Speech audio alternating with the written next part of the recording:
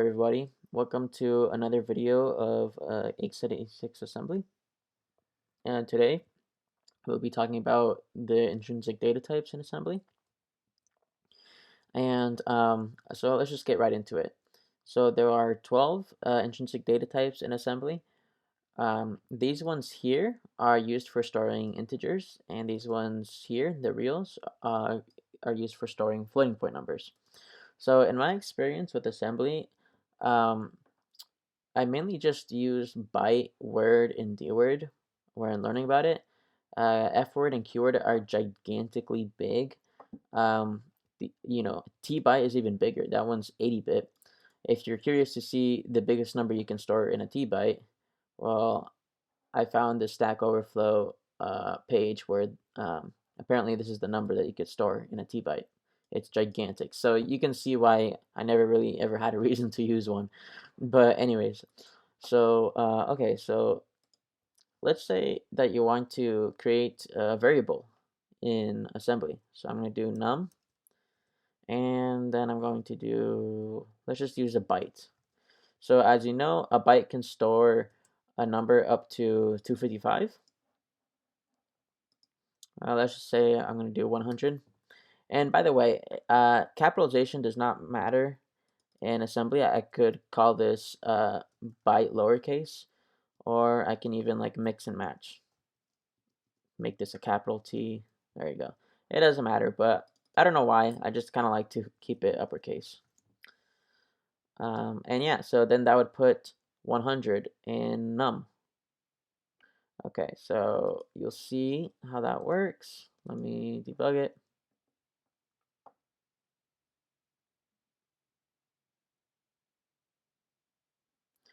So I'm going to go to my memory window. And you see that 64 is in there. So 100 in hexadecimal is 64. Cool.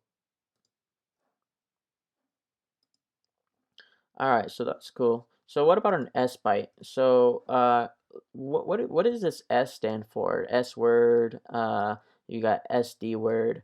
So the S stands for signed, and as you know, signed is like negative or positive. So you might think to yourself, all right, so if I want to put in a negative 100, I got to use a sign byte, right? So technically, there's a lot of like overlap between these data types. So you could even actually put a negative number in a byte if you wanted to.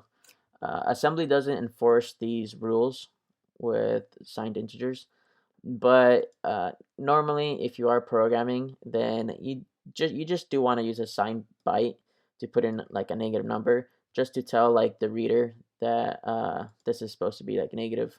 This variable here is supposed to be like negative, but it doesn't really matter. So it would still work technically fine if I used a byte for a negative number, and yeah, vice versa too. If you wanted to. So here I'm storing, when I put a number like 100 in there, I'm storing this decimal value into num. But if I wanted it to be hexadecimal, I can put an H there. So let's see what happens when I do that.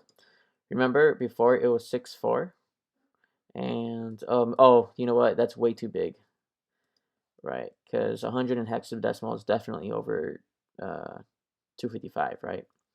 So I'll do 10 hex. Here we go. All right, let me go to my num.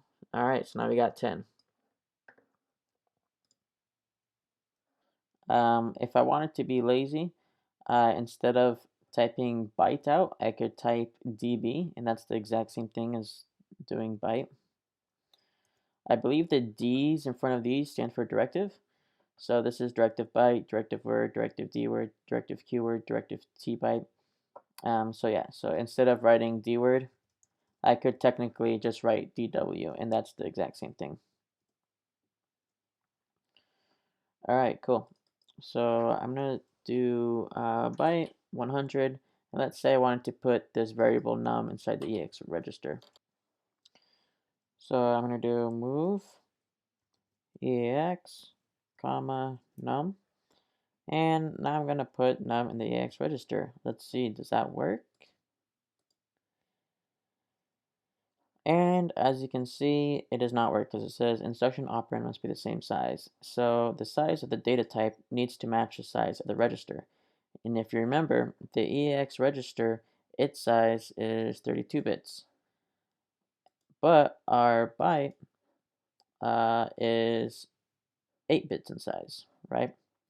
So which register should we use instead? So we can use the lower half, or the lower quarter of the register, AL, to store num. So we could do that, because AL is only 8 bits in size.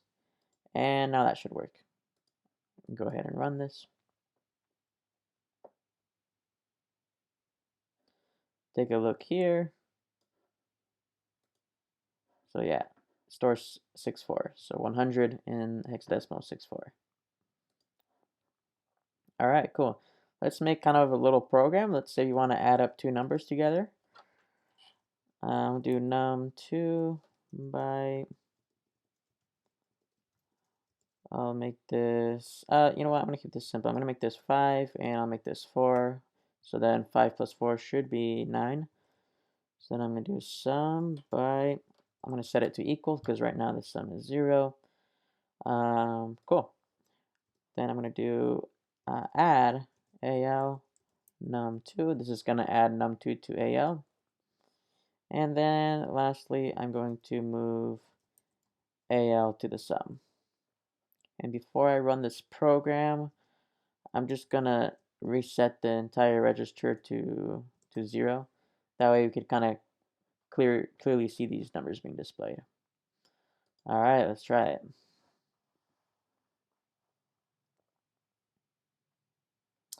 Okay, so I'm gonna go ahead and step through. So I'll reset everything to 0. And then I'm gonna store 5 in AL, add 4, now it's 9. And then lastly, I'm going to go to my sum. Right now is 0, but as soon as this line is executed, it should be 9. Cool. So there is a simple little program that I just made to add up two numbers together. Again, if you wanted to make this a D word, for example, D word and D word, then you got to change this to EX, EX, and EX, right? Because these data types have to match with the size of the register. All right, cool, guys. So hopefully you guys learned something new. Until next time. Thanks.